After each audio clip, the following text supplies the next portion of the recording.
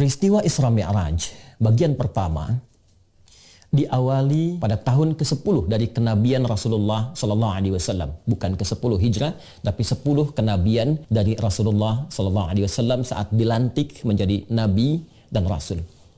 Diawali di bulan Ramadan saat wafatnya Sayyidah Khadijah radhiyallahu taala anha. Pun demikian wafatnya paman Nabi tercinta Abu Talib. Wafat paman dan istri tercinta ini yang sejatinya sudah dipahami dan diketahui oleh kita semua bahwa keduanya adalah tameng terdekat Rasulullah SAW dalam berdakwah. Bagaimana ketika Nabi menghadapi berbagai tantangan yang ada di masyarakat Mekah pada umumnya di masa itu, Fatrah Makkiyah, maka pamannya Abu Talib adalah orang pertama yang maju membela Nabi, yang datang untuk memberikan penjelasan-penjelasan yang melindungi keadaan Rasulullah SAW, baik dakwahnya pun demikian keadaan fisik Nabi yang dimungkinkan tersakiti pada masa itu. Bila pun ada kesulitan di luar ketika menyampaikan risalah, maka pulang ke rumah. Di rumah pun Nabi SAW mendapatkan pencerahan, perlindungan yang menenteramkan, rasa kasih yang mendamaikan. Bukan hanya dari keadaan di luar yang mendapatkan, boleh jadi intimidasi, serangan-serangan, persekusi, tapi bahkan tatkala mendapati awal perjumpaan dengan malaikat Jibril alaihi salam saat menerima puncak wahyu itu, maka Sayyidah Khadijah adalah sosok yang paling menenangkan, yang paling mendamaikan, yang paling menguatkan. Jadi di luar ketika Nabi mendapatkan gangguan, ada tameng dari pamannya Abu Talib. Dan di dalam rumah ketika membawa kegelisahan, ada pendamai yang menenteramkan, yang berwujud sosok istri yang paling dicintai, yaitu Sayyidah Khadijah radhiyallahu ta'ala anha. Di waktu yang bersamaan, tahun ke-10 Hijrah itu, keduanya wafat di tahun yang sama, kembali kepada Allah Subhanahu wa ta'ala. Nabi SAW tentu diliputi oleh rasa kesedihan yang mendalam, rasa duka yang sangat luar biasa, sampai para sejarawan sepakat menjadikan tahun ini sebagai tahun kesedihan dalam sejarah Islam, dinawai dengan Amul Huzni. Dalam keadaan demikian, maka Nabi menghadapi satu realita. Di luar yang tadinya ada pembela, ada perisai, ketika hilang perisai itu, maka cacian, intimidasi, persekusi dirasakan langsung oleh Nabi SAW tanpa sekat dalam menyampaikan risalah dakwah itu. Pulang ke rumah pun, yang biasanya ada yang menenteramkan, yang memberikan kedamaian, yang memberikan kekuatan dengan kata-kata yang meneduhkan itu, sekarang tidak didapati lagi. Maka Nabi melihat ada peluang harapan di suku terhormat di luar wilayah Mekah Al-Mukarramah, sekitar 100 km. Beliau mencoba untuk menempuh perjalanan ke satu wilayah yang dikenal dengan nama Taif, masuk wilayah Hijaz, Mekah, Al-Madinah 400 kilo jaraknya dari Mekah, kemudian Taif 100 km jaraknya dari kota Mekah Al-Mukarramah. Beliau berharap ada satu suku yang terhormat bernama Bani Thaqif yang diharapkan bila di Mekah ditolak, maka penduduk Taif khususnya dari Bani Thaqif bisa menerima dakwah Rasulullah SAW, bisa menjadi penopang, pemberi kekuatan, pemberi perlindungan dari risalah dakwah yang tengah beliau jalankan. Lalu diajaklah kemudian menyertai anak angkat beliau pada masa itu, yaitu Zaid bin Harithah, untuk menemani risalah dakwah Nabi SAW keluar sementara waktu dari Mekah, menghindari konflik sosial yang bahkan serangan-serangan muncul pada masa itu, dan berangkatlah berjalan kaki. Kita garis bawahi, berjalan kaki 100 km ke wilayah Taif. Namun apa yang terjadi? Ternyata Masya Allah, ketika sampai di Taif, harapan yang membumbung tinggi itu, yang diharapkan dakwah bisa disambut dengan ketenangan, kenyamanan, penerimaan yang baik, tapi ternyata asa yang dihadirkan tidak sesuai dengan kenyataan yang dihadapi, realita yang muncul.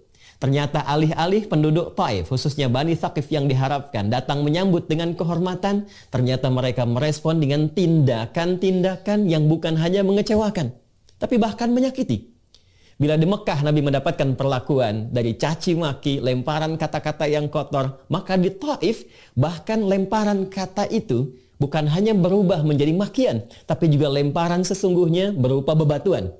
Betapa Nabi SAW mengalami situasi yang menyakitkan, Ya, bukan hanya kepada batin kalau kita tarik kepada situasi kita saat ini, tapi kaki beliau terluka. Zaid bin Harithah menjadi tameng sampai kepala bagian belakangnya pun kemudian terluka. Dan keduanya memutuskan untuk mundur sejenak, beristirahat di satu kebun kurma milik dua anak dari seorang bernama Rabi'ah. Dan disinilah kisah dan hikmah bermula, pengantar pada peristiwa pertama yang mengantarkan pada Isra dan Mi'raj. Ketika beliau sedang istirahat itu, maka malaikat Jibril diperintahkan oleh Allah Subhanahu wa taala untuk menyampaikan pesan kepada malaikat penjaga bukit di Taif itu. Mintakan kepada Muhammad sallallahu alaihi wasallam, Sayyiduna Rasulullah, mintakan apapun yang diminta, taati. Di sini titik pembelajaran yang penting untuk kita semua, Bapak dan Ibu sekalian. Seperti telah kita ketahui, ketika sampai malaikat penjaga bukit itu dan menyampaikan, "Ya Rasulullah, Muhammad sallallahu alaihi wasallam, apa yang engkau perintahkan, aku taati. Sekiranya engkau perintahkan aku saat ini untuk mengangkat bukit di Taif ini dan menimpakan kepada penduduk yang telah menyakitimu, maka seketika aku akan lakukan."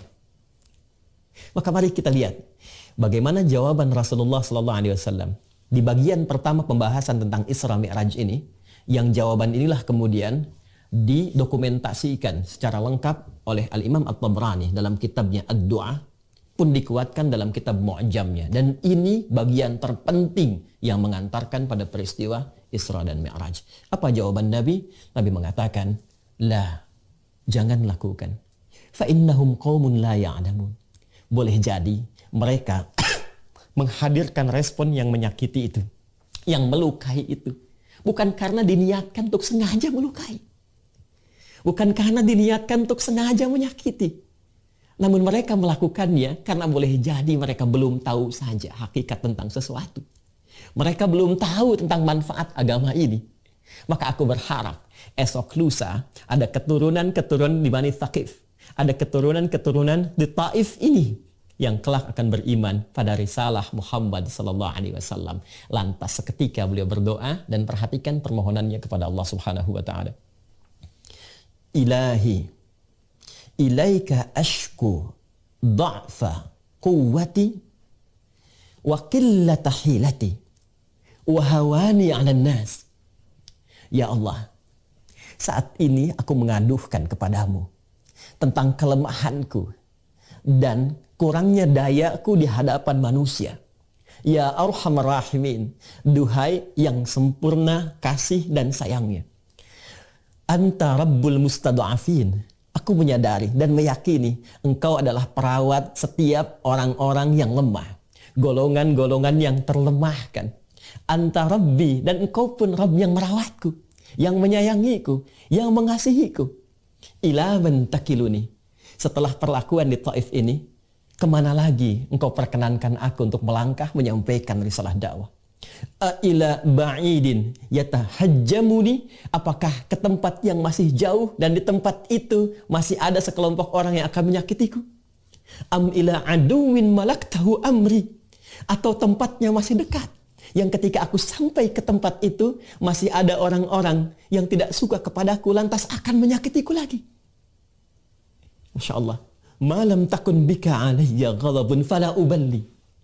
Sepanjang engkau tidak marah kepadaku, aku tidak peduli. Engkau sampaikan aku ke tempat yang jauh dan berpotensi menyakiti aku, atau tempatnya masih dekat dan berpotensi aku disakiti kembali, berpotensi aku dimusuhi kembali, aku menerima ya Allah. Yang penting engkau tidak marah kepadaku. Walakinna rahmata liya ausa, dan aku yakin sungguh kasihmu kepadaku lebih luas dibandingkan dengan perlakuan-perlakuan yang menyakitkan itu. Ilahi, ya Allah, aku bersandar kepadamu sepenuhnya. Aku bersandar kepadamu sepenuhnya. Malam tunzil ilayya ghadabak wa la yahilla alayya sakhatuk. Sepanjang engkau tidak turunkan kemarahanmu kepadaku atau tidak hadir murkamu kepadaku ya Allah, maka aku bertawakal kepadamu. Ilaikal utbah hatta tarda la haula wala quwwata illa bik. Ya Allah, aku bertawakal sepenuhnya kepadamu mengharapkan ridhamu, dan sungguh segala daya, upaya dan kekuatan semua aku kembalikan kepadamu.